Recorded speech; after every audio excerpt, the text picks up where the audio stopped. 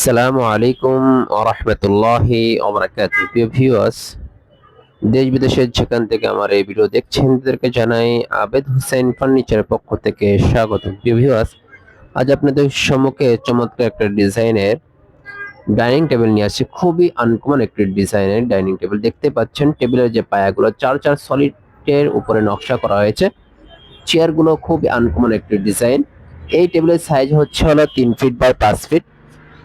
টেবিলের উপরে দেখতে পাচ্ছেন খুবই চমৎকার একটা ডিজাইন করে দেওয়া হয়েছে, হাতে নকশা করা হয়েছে।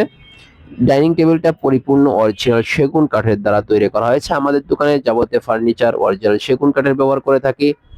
এটাও অরিজিনাল সেগুন কাঠের ফার্নিচার।